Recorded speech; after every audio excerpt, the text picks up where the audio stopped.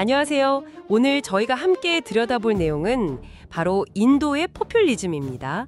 보내주신 자료들을 보니까 현대 인도 정치에서 이 포퓰리즘이라는 키워드가 정말 중요하더라고요. 이게 구체적으로 어떤 모습이고 또 그 뿌리는 뭔지, 특히 힌두 민족주의와는 어떻게 연결되는지 그 핵심을 좀 파헤쳐 보겠습니다. 바로 시작해 볼까요? 네, 좋습니다. 이게 인도의 포퓰리즘은 그냥 단순히 인기를 얻으려는 정책 그 이상이에요. 자료들을 보면 아주 독특한 어떤 정치 스타일 또 전략을 보여주거든요.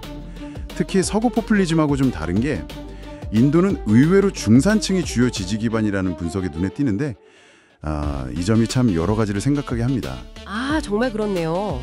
자료들에서 다들 공통적으로 말하는 게 인도 포퓰리즘은 일단 순수하고 정직한 우리 대중, 부패하고 특권 가진 저 엘리트들, 이런 구도를 딱 설정하는 데서 시작한다는 거죠.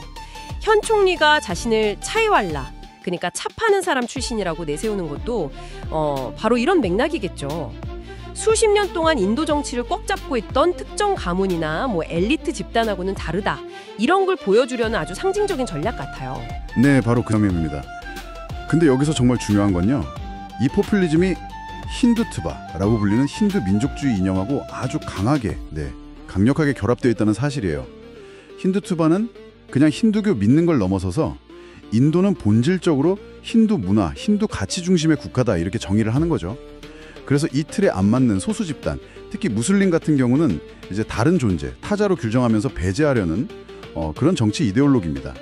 아요디아에 람사원 짓는 것 같은 사건들이 아주 대표적인 상징 정치라고 할 수 있죠. 그러니까 대중대 엘리트 구도에다가 힌두대 타자라는 구도가 이렇게 겹쳐지는 거군요. 또 다른 핵심 전략으로는 그 부패 척결 구호가 자주 나오던데요.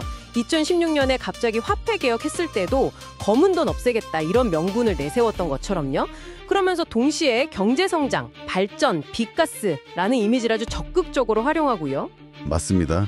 부패 척결하고 경제발전 약속, 이게 대중을 움직이는데 아주 강력한 수단이죠.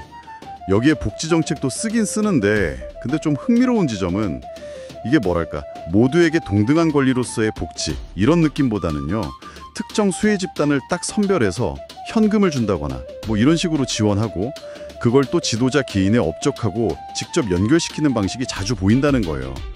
이게 단기적으로 지지 얻는 데는 효과적일 수 있는데, 자료에서도 지적하듯이 좀 위험하죠.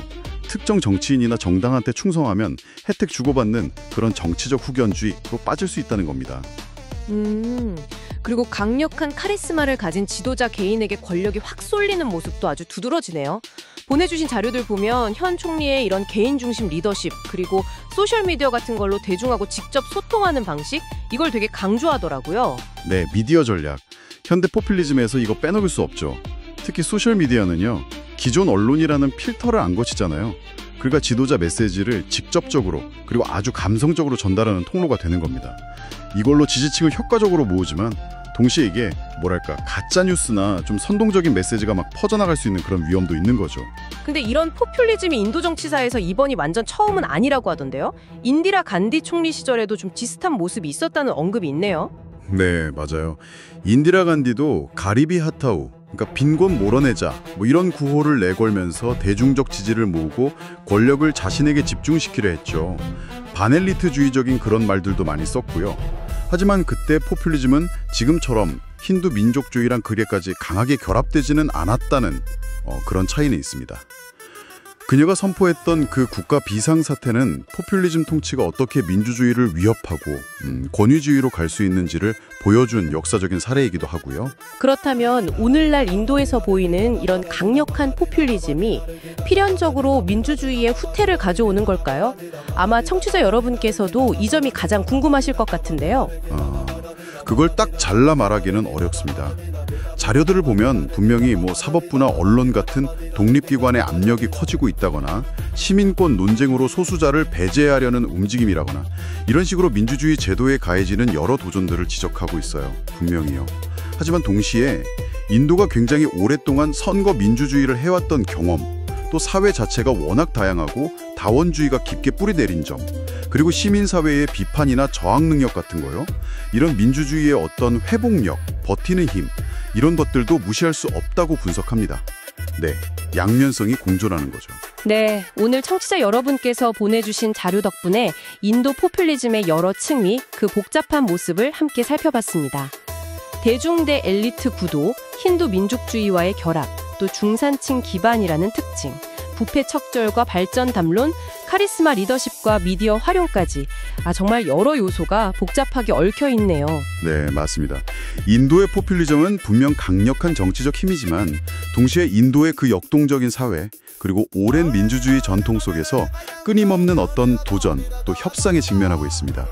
그 결과가 어떻게 나올지는 앞으로 계속 지켜봐야 할 문제겠죠. 오늘 논의를 마무리하면서 청취자 여러분께 이런 질문을 한번 던져보고 싶습니다.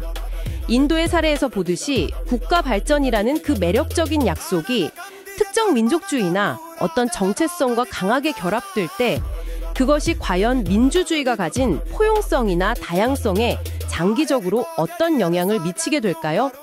한 번쯤 곱씹어 볼 만한 질문인 것 같습니다. 오늘 저희의 탐구는 여기까지입니다.